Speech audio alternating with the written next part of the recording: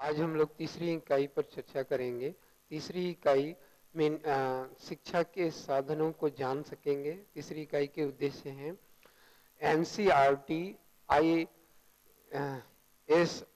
SIERT, diet, CTE, IESE और UGC की संरचना एवं कार्यों को जानेंगे। इस पूरी इकाई में हम लोग इन सारी चर्चा करेंगे, इन सभी बिंदुओं पर चर्चा करेंगे। शिक्षा के साधन, एजेंसी ऑफ एजुकेशन। एजेंसी के बारे में कहते हैं शिक्षा के साधन।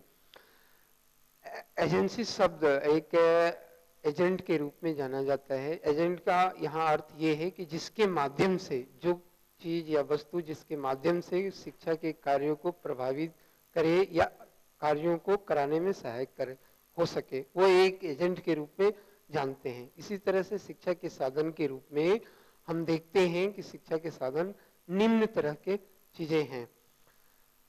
पहला है परिवार। परिवार को हम देखते हैं कि शिक्षा का सबसे महत्वपूर्ण भाग, जहां बच्चा पहली क्लास उसका परिवार से ही सीखता है। परिवार में ही वो बोलता है, बोलना सीखता है, किसी बात को सोचना, करना, देखना, सारी चीजें वो परिवार में ही सीखता है। यानी शिक्षा का पहला पार्ट वो परिवार से सीखता है। दूसरा, पड़ोस। पड़ोस कहते हैं कि शिक्षा के लिए ये जरूरी है कि वो व्यक्ति, जहां बच्चा है, जिस परिवार से वो घर से बाहर निकलता है, तो वो पहले पड़ोस से ही मिलता है। पड़ोस के एटमॉस्फेयर कैसा है, पड़ोस के व्यक्ति का उस बच्चे के ऊपर, बड़े बुजुर्ग का देखता है, सुनता है, उस हिसाब से उसके अंदर भी एक शिक्षा के माध्यम से वो कुछ सीखता है। उसके दिमाग में ये बात, क्रियाकलाप, कल्पना, चिंतन से कि हमें ये चीज करना चाहिए, ये नहीं करना चाहिए। तो इस तरह देखते हैं कि पड़ोस भी एक शिक्षा का साधन बनता है। तीसरा है समुदाय। जिस समुदाय का व्यक्ति है, उस समुदाय के रीति रिवाज, उस समुदाय के हिसाब से सोचना, रहना, करना, उस संस्कृति का सामाजिक रूपरेखा, मूल्य, नियम, यानी जिस समाज का है वो, उस समुदाय के जो अनौपचारिक साधन हैं, उन अनौपचारिक साधन के माध्यम से समुदाय से भी बच्चा सीखता है। आगे है धर्म। जिस व्यक्ति का धर्म जो है, उस धर्म के बिलोंग करने वाले बच्चे उस धर्म की, धर्म संस्कृति के बारे में वो जान सकता है, उसे अच्छी तरह से वो सीखता है। उसे कहीं स्कूल में सीखने की आवश्यकता नहीं है, वो अपने धर्म से ही वो अपने आप अगले पीढ़ी में चला जाता है। तो धर्म भी एक शिक्षा का माध्यम है, बनता है कि धार्मिक चीजें ही सही, वो उससे अच्छाइयां चीज भी सीखता है। पांचवा है सांस्कृतिक। जिस संस्कृति का है वो उस संस्कृति की शिक्षा ग्रहण करता है, ये भी एक शिक्षा का माध्यम है। छठा है सामाजिक संस्थाएं, जैसे अनाथालय, आश्रम या डिफरेंट जो भी सामाजिक संस्थाएं हैं, क्लब, वो सारी चीजों से शिक्षा का माध्यम, वहां से भी शिक्षा ग्रहण होती है। तो ये सामाजिक संस्था भी एक शिक्षा का साधन बनता है। सातवां है संग्रहालय। संग्रहालय में भी देख करके व्यक्ति संग्रहालय से शिक्षा ग्रहण करता है कि इस चीज का इस तरीके से ये है। उससे भी शिक्षा ग्रहण होती है कि इस काल में ये हुआ, इस काल में ऐसे हुआ, इस चीज का इस तरह से है। वो पुरानी वस्तुओं को देख करके भी शिक्षा ग्रहण करते हैं, यानी शिक्षा उससे भी प्राप्त होती है। अगला है जनसंचार। शिक्षा जो है जनसंचार के माध्यम से भी शिक्षा का एक साधन बनता है, उससे भी शिक्षा का विस्तार होता है, शिक्षा को बढ़ावा मिलती है। शिक्षा जन जन तक पहुंचने में जनसंचार का महत्वपूर्ण रोल होता है। तो ये भी शिक्षा का एक साधन के रूप में है। वर्क प्लेस, कार्यस्थल जो है, जहां व्यक्ति काम कर रहा है, वहां भी शिक्षा, वहां भी ग्रहण होती है, शिक्षा वहां से भी प्राप्त होती है। तो वो भी एक कार्यस्थल भी है जहां पर शिक्षा का एक माध्यम बनता है, शिक्षा वहां से प्राप्त होती है। अगला है जनसंचार। जनसंचार कार्यस्थल के बाद जनसंचार तो हो गया। अगला है भ्रमण। भ्रमण के माध्यम से, फील्ड ट्रिप्स के माध्यम से भी एजुकेट कराए जाते हैं। बच्चे को किसी ये जगह के बारे में विस्तार से बताना है या समझाना है, उसे आप फील्ड ट्रिप के माध्यम से कुछ बच्चों को वहां ले जा करके दिखाएं, उसे समझाएं, भ्रमण कराएं, तो उससे बच्चा ज्यादा सीखता है। वकायदा कि अगर हम केवल सैद्धांतिक ज्ञान दें, तो इसलिए देखते हैं कि भ्रमण के माध्यम से भी भ्रमण भी एक शिक्षा का साधन बनता है। तो इस तरह से हम देख रहे हैं कि शिक्षा के ये सारे साधन शिक्षा के साधन हैं। अब इस शिक्षा के साधनों को हम देख रहे हैं कि अगर वर्गीकरण करके देखते हैं तो शिक्षा के साधन किस रूप से हैं। तो classification of agency of education, शिक्षा को 3 भागों में बांटा गया है। पहला है एक्टिव एजेंसी और पैसिव एजेंसी। एक्टिव एजेंसी वो एजेंसीज होती हैं जो दोनों ओर से प्रभावित होता है, यानी प्रत्यक्ष रूप में होता है। जैसे घर में क्या होता है कि बड़े लोग और छोटे दोनों एक दूसरे का इंटरेक्शन होते हैं। स्कूल हुआ, स्कूल में भी होती है, धार्मिक संस्था में भी होता है, और समाज, यानी दोनों एक दूसरे को प्रभावित करते हैं, एक दूसरे से होते हैं, यानी दोनों ही एक्टिव एजेंसीज में आए, घर, परिवार और धार्मिक संस्थाएं एवं समाज आदि। दूसरा है पैसिव एजेंसी, यानी एक तरफ से प्रभावित होना, यानी वन वे, यानी इफेक्ट है वन वे होगा, यानी हम एक तरफ जो व्यक्ति प्रभावित हो रहा है दूसरे तरफ प्रभावित नहीं हो रहा है, यानी एक व्यक्ति से दूसरा प्रभावित नहीं हो रहा है।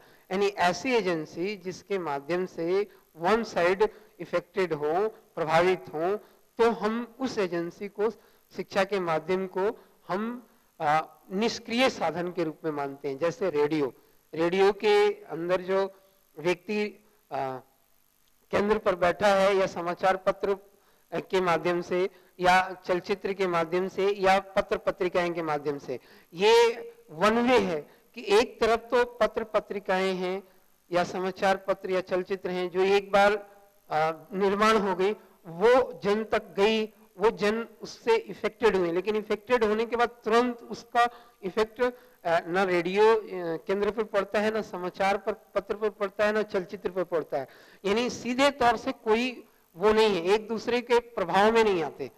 तो ये जो है निष्क्रिय साधन के रूप में है। दूसरा है व्यवसायिक। कॉमर्शियल एजेंसी में उन एजेंसियों को लिया गया है जिन एजेंसियों के माध्यम से व्यवसायिक होते हैं, व्यवसायिक धंधे के रूप में भी हो जाते हैं, जैसे रेडियो, फिल्म, पत्रिकाएं एवं नाटक। ये शिक्षा का जो माध्यम है व्यवसायीकरण के रूप में इससे किया जा सकता है। ये जो शिक्षा का साधन है वो व्यवसायिक एजेंसी में आते हैं। दूसरा है नॉन कॉमर्शियल, अव्यवसायिक साधन, जैसे खेल क्लब, सामाजिक कल्याण केंद्र। इस तरह की जो एजेंसी हैं जहां पर मूल उद्देश्य लोगों से व्यवसायिक पैसे के रूप में केंद्र नहीं चलाए जाते, बल्कि समाज की में एक सामान्य रूप से कार्य के लिए चलाए जाते हैं, सामाजिक व्यवस्था को बनाए रखने के लिए चलाए जाते हैं। तो उस तरह की चीजें, उस तरह की एजेंसियां जो हैं वो अव्यवसायिक एजेंसी के रूप में आता है, जैसे खेल क्लब, सामाजिक कल्याण केंद्र, समाज के जो सामाजिक कल्याण केंद्र हैं वो।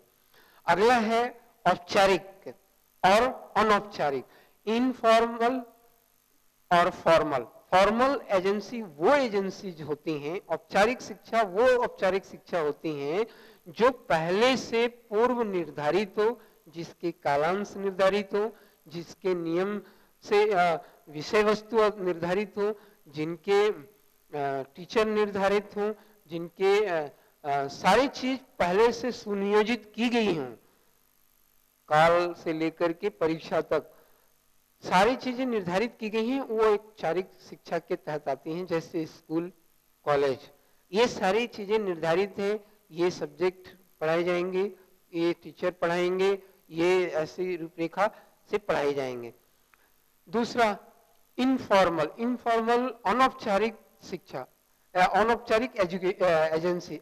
अनौपचारिक एजेंसी वो एजेंसीज होती हैं जिनका ये औपचारिक रूप से कहीं भी पहले से निर्धारित नहीं हो। जैसे खेल के मैदान में भी आपने सीखा, रेलवे स्टेशन पर जाते जाते रेलवे स्टेशन में आपने प्लेटफॉर्म पर सीखा, आप घर में भी सीख सकते हैं कोई घटना के माध्यम से। ऐसे साधन जिनका पहले से निर्धारित नहीं हो और एकाएक ऐसी घटना घटी और घटना अनुभवों से हम सीखते हैं, नेचुरली सीखते हैं, तो वो सारे अनौपचारिक शिक्षा के माध्यम से हम सीखते हैं। तो इस तरह से हम देखते हैं कि शिक्षा के साधन का वर्गीकरण ये रहा। अगला है एजेंसीज के बाद कि कुछ ऐसी इंस्टीट्यूशन हैं जिनका शिक्षा में बढ़ावा के लिए क्या योगदान है, उनके बारे में हम अब आगे अध्ययन कर रहे हैं। जैसे पहला है role of National Council of Educational Research and Training, यानी NCERT। Role of NCERT, NCERT का क्या रोल है उसके बारे में हम अब अध्ययन कर रहे हैं। NCERT जो है मूलतः एक स्वायत्त संस्था है जो भारत सरकार के हिसाब से ये स्थापित की गई है, जो 1 सितंबर 1961 में स्थापित की गई। ये दिल्ली में स्थापित है। इसका प्रमुख उद्देश्य जो है स्कूल शिक्षा, खास करके शिक्षक प्रशिक्षण और स्कूल शिक्षा दोनों के माध्यमों से दोनों के शिक्षा में कैसे सुधार हो, उनमें कैसे गुणवत्ता है, इन गुणवत्ता को देखते हुए इस NCERT का मूल उद्देश्य निर्धारित किए गए थे। तो ये एक विशेष तौर से NCERT का मूल उद्देश्य रहा कि स्कूल शिक्षा एवं शिक्षक प्रशिक्षण के क्षेत्रों में कैसे गुणवत्ता बढ़ाया जाए, उस पर अनुसंधान करना, उसके विकास करना, उसके साधन के लिए प्रोवाइड करना, निर्देशन देना, इस तरह की चीजें उद्देश्य में शामिल थे। पहला है प्रस्तावना के बाद सदस्य। ये NCERT के लिए जो है ये इनके कुछ सदस्य हैं, पहले से निर्धारित होते हैं कि NCERT के लिए कौन कौन सदस्य होंगे। वो पहले हैं भारत सरकार का शिक्षा परामर्शदाता, यानी जो एजुकेशन का परामर्शदाता होगा, एडवाइजर होगा, वो इसका एक सदस्य होगा NCERT का। दूसरा दिल्ली विश्वविद्यालय का कुलपति होंगे। तीसरा विश्वविद्यालय अनुदान आयोग के अध्यक्ष होंगे, UGC के अध्यक्ष, चेयरमैन। आगे प्रत्येक राज्य सरकार का एक मनोनीत सदस्य होंगे। और अगला है भारत सरकार द्वारा मनोनीत 12 सदस्य। ये सारे लोग मिल करके NCERT में ये लोग एक प्लान करते हैं। पूरे प्लान के तहत ये एक रूपरेखा, इस एक परिषद काउंसिल बनाई जाती है, एक परिषद बनाई जाती है कि हम किस तरह से क्या करें। आगे है परिषद। NCERT के जो परिषद काउंसिल निर्माण होते हैं, उनके क्या महत्वपूर्ण कार्य हैं, वो ये हैं। स्कूल शिक्षा एवं शिक्षक प्रशिक्षण के सभी शाखाओं में अनुसंधान करना, प्रत्येक क्षेत्रों में, यानी टीचर्स ट्रेनिंग और स्कूल एजुकेशन दोनों को देखते हुए प्रत्येक लेवल पर क्या क्या रिसर्च होने चाहिए, वो सारी चीजें इनका काउंसिल का जो है कार्य है देखना। दूसरा सेवाकालीन और पूर्व सेवाकालीन, इन दोनों प्री सर्विस और इन सर्विस में टीचर्स ट्रेनिंग के लिए जो व्यवस्था की जाए, उसके लिए क्या क्या करनी चाहिए, वो भी इनके कार्य क्षेत्र में आता है।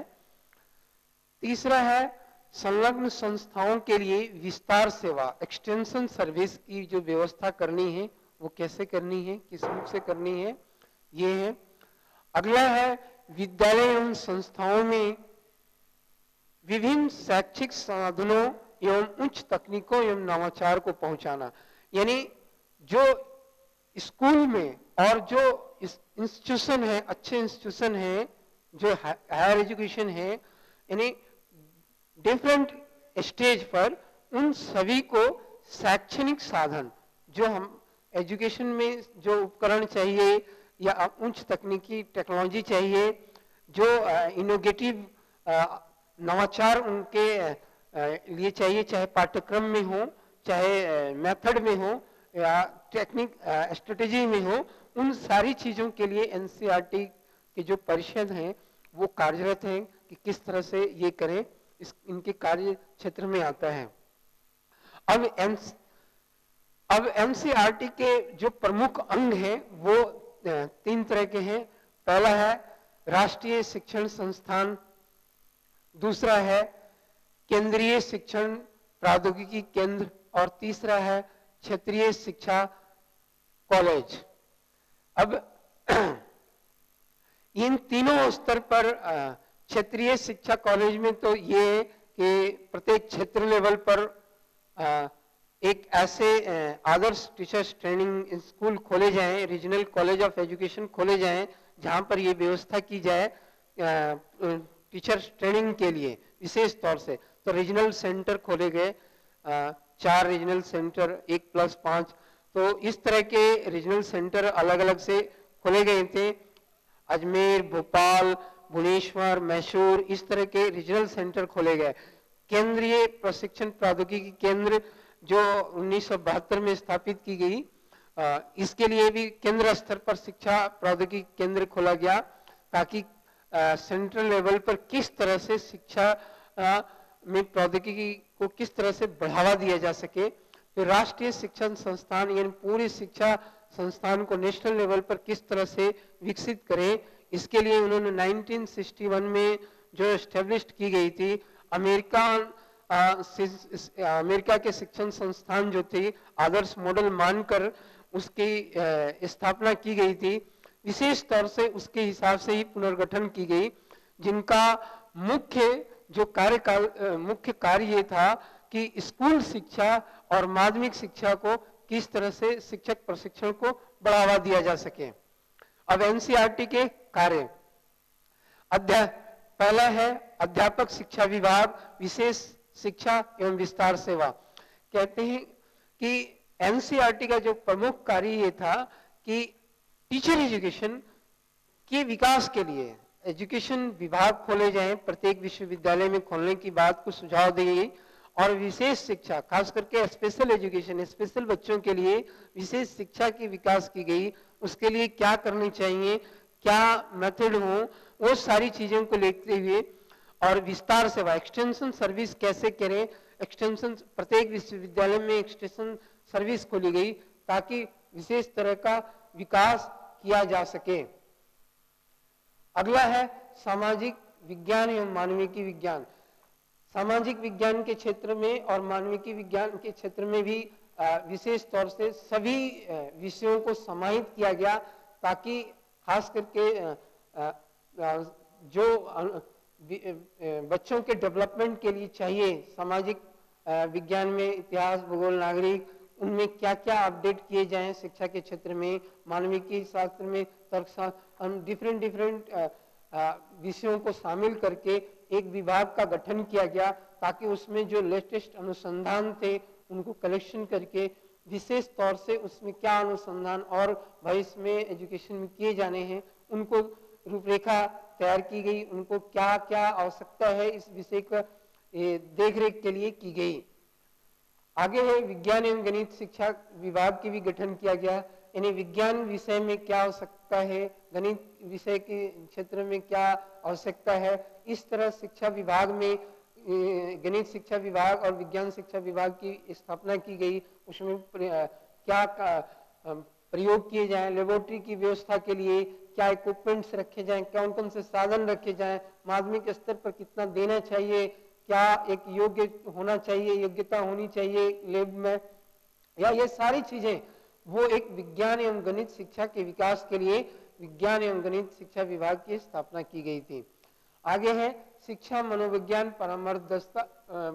परामर्श और निर्देशन विभाग, यानी एक ऐसा विभाग जो शिक्षा में मनोवैज्ञानिक सिद्धांतों नियमों की बात को देख रेख करे, उसमें परामर्श दे ताकि बच्चे की शिक्षा को कैसे आगे बढ़ाया जा सके, किस रूप से करे। उसमें निर्देशन विभाग की भी स्थापना की, किस टाइम पर प्रत्येक स्तर पर स्कूलों में, माध्यमिक स्कूलों, विद्यालय में वो किस तरीके से मनोवैज्ञानिक दृष्टिकोण से शिक्षा के विकास के लिए क्या आवश्यक है, परामर्श दे, निर्देशन दे, इसके लिए एक विभाग का गठन किया गया था।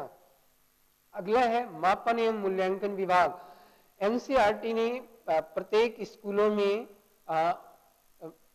एक स्टैंडर्ड मूल्यांकन की व्यवस्था की बात की गई कि सभी स्कूलों में एक ही तरह का एक परीक्षा कंडक्ट कराया जाए, एक ही तरह की प्रणाली अपनाई जाए और उनकी देखरेख के लिए विशेष तौर से उनकी पूरी प्रक्रिया के लिए मापन एवं मूल्यांकन विभाग किया गया, जो ये निश्चित किया कि कैसे परीक्षाएं हों और कैसे मूल्यांकन हो ताकि सतत विकास में योगदान हो सके। व्यवसायिक शिक्षा विभाग कहते हैं एनसीईआरटी में वोकेशनल एजुकेशन पर किस तरह से लेटेस्ट इंफॉर्मेशन को कलेक्शन और व्यावसायिकरण को शिक्षा में कैसे प्रोवाइड किया जाए, इस पर अनुसंधान पर विशेष जोर दी गई। व्यवसायिक शिक्षा को कैसे लागू किया जाए, इस तरह की चीजों को उन्होंने एक रूपरेखा बनाकर पूरे देश में लागू करवाई ताकि व्यवसायिक शिक्षा में अपडेट होते रहें और अपने औद्योगिक विकास में बढ़ सकें। क्षेत्रीय सेवा विस्तार एवं समन्वय विभाग प्रत्येक क्षेत्रों में एक्सटेंशन सर्विस और उन क्षेत्रों के समन्वयन के लिए प्रत्येक राज्य में एनसीईआरटी के एक एससीईआरटी की भी व्यवस्था की गई। एक नेशनल लेवल पर एनसीईआरटी और एक स्टेट लेवल पर एसईईआरटी की व्यवस्था करके दोनों को किस तरह से समन्वय करने की बात रूपरेखा की गई, ये इसका मुख्य कार्य रहा। क्षेत्र सेवा विस्तार एवं समन्वय विभाग ताकि पूरे एक के क्षेत्रों में समन्वय बनाया जा सके शिक्षा के क्षेत्र में। और अगला है प्रकाशन विभाग। प्रकाशन विभाग जो विभिन्न तरह के विभागों में जो कार्यकलाप हुए, विभिन्न क्षेत्रों से डाटा कलेक्शन हुआ, लेटेस्ट इंफॉर्मेशन अपडेट करने के लिए एक प्रकाशन विभाग भी था। उनको सभी लोगों को प्रकाशित करके एक नई जानकारी के रूप में अपडेट करने के लिए एक प्रकाशन विभाग की स्थापना की गई, जो प्रत्येक विषयों के प्रत्येक विभागों की जो लेटेस्ट इंफॉर्मेशन थी या जो चीजें प्रकाशित होनी चाहिए शिक्षा के क्षेत्र में, उनको ये पब्लिश कराते थे, जो अमूल्य धरोहर के रूप में जानी जाती थी, ताकि आने वाले शिक्षा के क्षेत्रों में लागू हो सके, जो लोगों के ये समझ सकें कि हाँ ये शिक्षा के क्षेत्र में ऐसे हो, जो चाहे वो पीएचडी का अनुसंधान का हो या डिलीट के अनुसंधान का हो या कोई भी लेटेस्ट इंफॉर्मेशन हो, सभी का प्रकाशन जो आवश्यक है उसके लिए प्रकाशन विभाग की स्थापना के माध्यम से एनसीईआरटी ये कार्य कर रही थी।